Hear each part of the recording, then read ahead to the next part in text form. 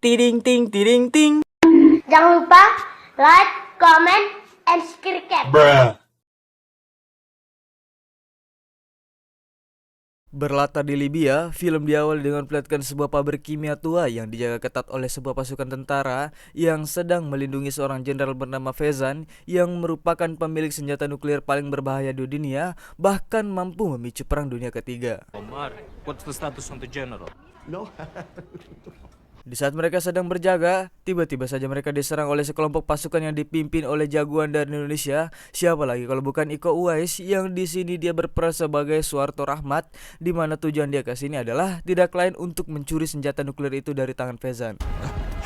Where is General Fezan? Setelah menghabisi semua anak buah Fezan, Rahmat pun langsung masuk ke dalam untuk mencari Jenderal Fezan dengan cara menyamar menjadi salah satu anak buahnya. So, General. Setelah itu kita diperlihatkan pemimpin dari Expendables, siapa lagi kalau bukan Barney Rose, yang sedang bersiap-siap untuk menjemput sahabatnya. Siapa lagi kalau bukan Lee Christmas, yang kebetulan dia sedang berantem dengan pacarnya yang juga anggota Expendables bernama Gina, yang pada saat itu sedang kesal karena Lee menghilangkan salah satu Tupperware-nya. If you like it because you're both cavemen. Fuck you. Setelah itu Barney mengajak Lee ke sebuah bar hanya untuk membantunya mengambil kembali cincin kesayangannya yang sudah disita gara-gara dia kalah taruhan, sehingga tujuannya untuk merebut kembali cincin itu. Alasan Barney mengajak Lee adalah karena punggungnya sakit, sehingga dia mengandalkan Lee untuk menghabisi mereka semua agar dapat mengambil cincinnya kembali, di mana Barney memberitahu kepada Lee bahwa pemilik bar ini adalah seorang bernama Jumbo, yang Lee kira orangnya Jumbo beneran, ternyata itu hanyalah julukan saja, sehingga jiwa-jiwa pengejek Lee pun tidak bisa ditahan. Do you prefer to be called Jumbo? Karena negosiasi dengan cara yang baik tidak berhasil, jadi Lee pun harus mengeluarkan sedikit tenaganya untuk menghabisi mereka semua. Ya, dalam waktu kurang dari 10 detik, Lee berhasil menumbangkan mereka semua dengan hanya sebuah pukulan, sehingga Barney dapat mendapatkan cincinnya kembali. Beralih ke markas Expendables, Barney dan Lee pun baru juga tiba di situ, dan ada beberapa anggota Expendables seperti Gunner dan Tollroot. Kalau kalian sudah menonton Expendables sebelumnya pasti kalian tahu lah ya. Dan ada dua anggota baru bernama Issy dan Galan yang merupakan putra dari Galgo di film Expendables sebelumnya. Setelah itu atasan mereka pun datang, dia bernama Morse, yang memberitahu mereka tentang penyerangan dan penculikan senjata nuklir yang terjadi di Libya yang dipimpin oleh Suharto Rahmat, yang ternyata dia juga bekerja untuk seseorang bernama Ocelot, di mana jika senjata nuklir ini jatuh di tangannya maka akan berpotensi terjadinya perang dunia ketiga, sehingga tugas mereka adalah merebut kembali senjata nuklir itu dari Rahmat. Operation Ocelot.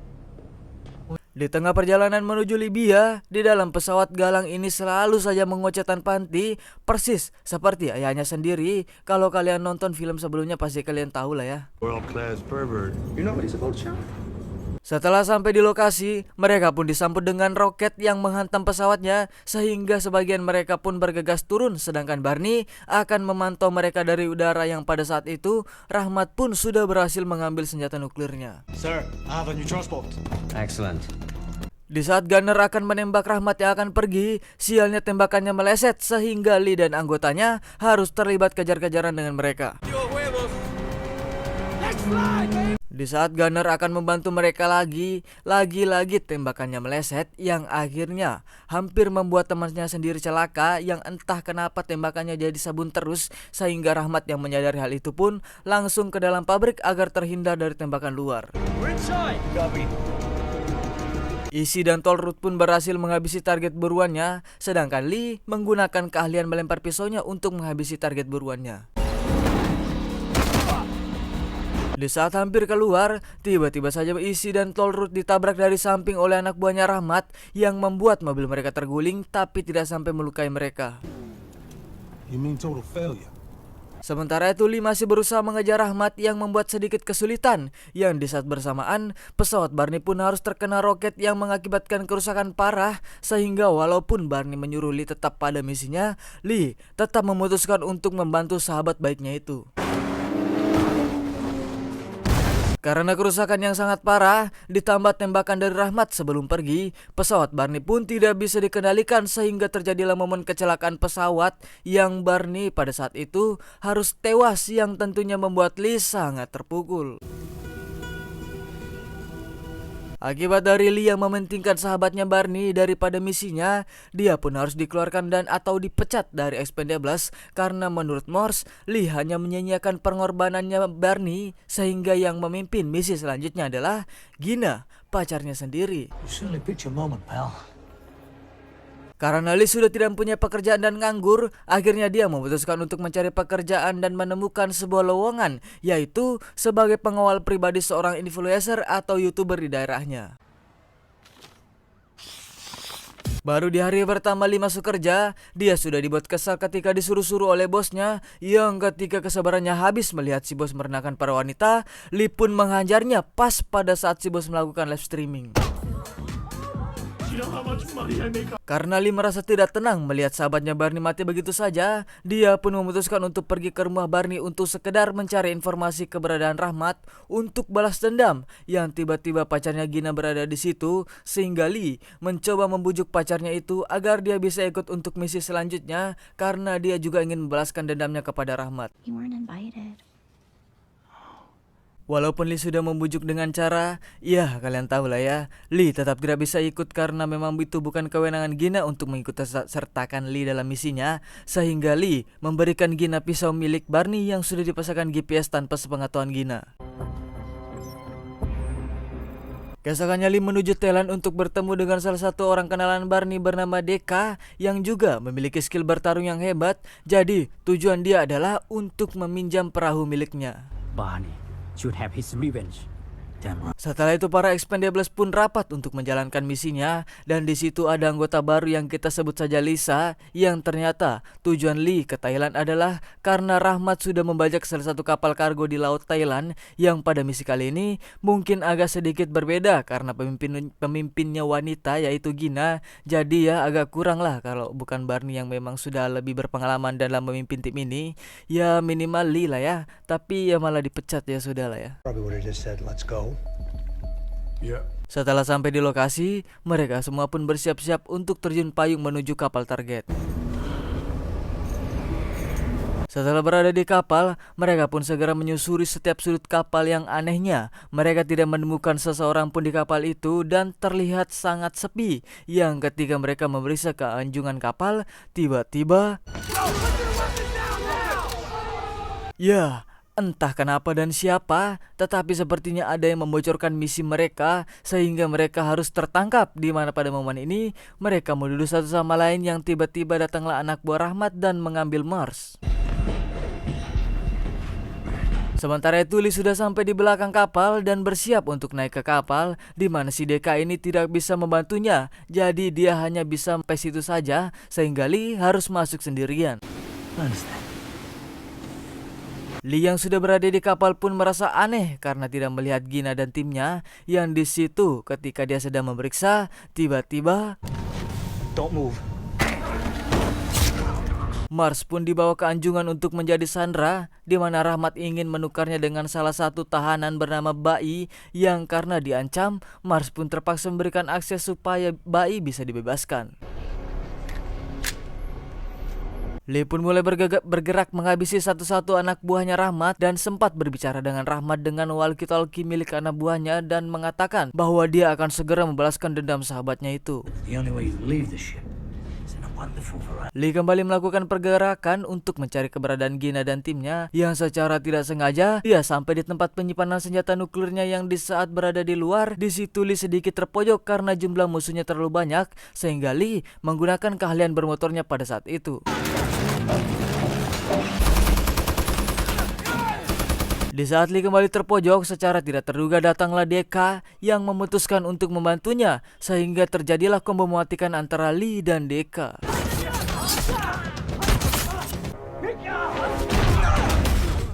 Beralih kepada Gina dan timnya yang sedang mencari celah untuk bisa keluar dari situ, yang tiba-tiba Issy mempunyai ide untuk keluar melalui lambung kapal yang terbuka apabila ada air, sehingga Tolrut yang sudah kebelet dari tadi pun memutuskan untuk menggunakan air kencingnya agar itu bisa terbuka. Ya, walaupun sedikit agak berbau ya. A little privacy, please.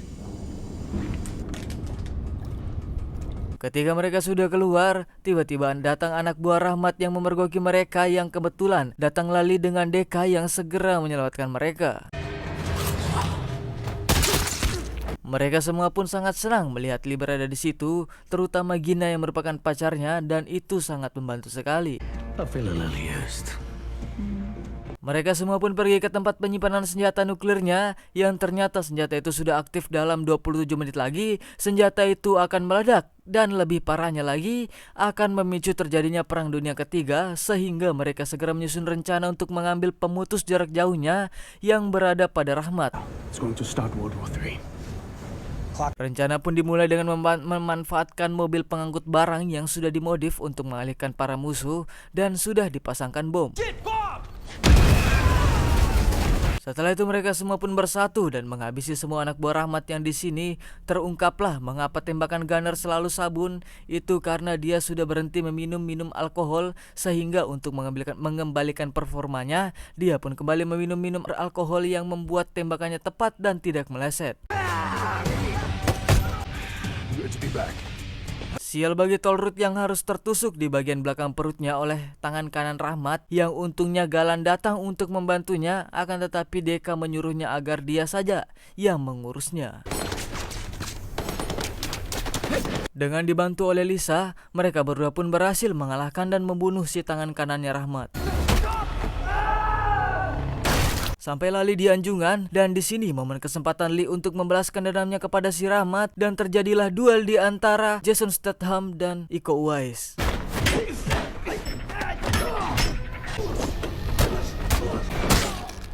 Lee pun berhasil mengalahkan Rahmat, yang ternyata Rahmat sebenarnya tidak mempunyai pemutus bom itu, melainkan si Ocelot lah yang memegang pemutusnya. Ocelot. Mungkin di sini kita akan dibuat tidak sangka sekaligus kesal, yang ternyata Ocelot selama ini adalah Mars, atasannya mereka sendiri, yang entah apa alasan Mars melakukan semua ini. Ternyata alasan Mars melakukan ini semua adalah memang niatnya dia ingin memicu Perang Dunia Ketiga dengan senjata itu untuk menguntungkan dirinya sendiri dan menjadikan Expedable sebagai kambing hitam yang akan disalahkan oleh seluruh dunia. So, enjoy the show!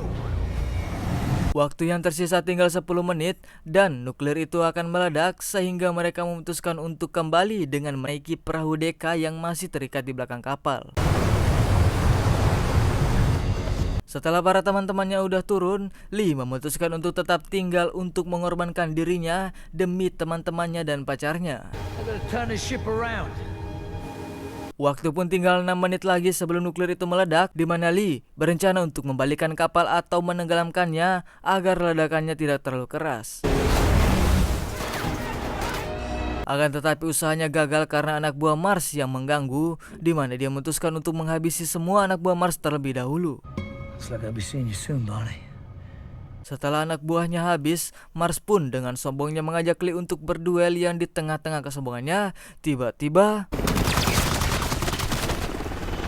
ya, datanglah Barney yang sangat tepat waktu, yang ternyata dia masih hidup, yang setelah menyelamatkan Lee, dia pun menembaki kapal itu sampai tenggelam agar ledakannya meredam.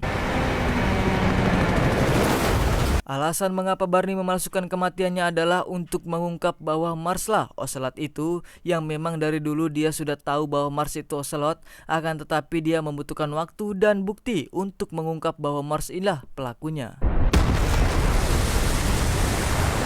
Setelah itu kita diperlihatkan bagaimana cara Barney bisa selamat dari insiden pesawat waktu itu. Ternyata dia menggantikan dirinya dengan Jumbo, si pemilik bar di awal film tadi, sehingga seolah-olah dirinya lah yang mati terbakar. Dan film pun sudah berakhir.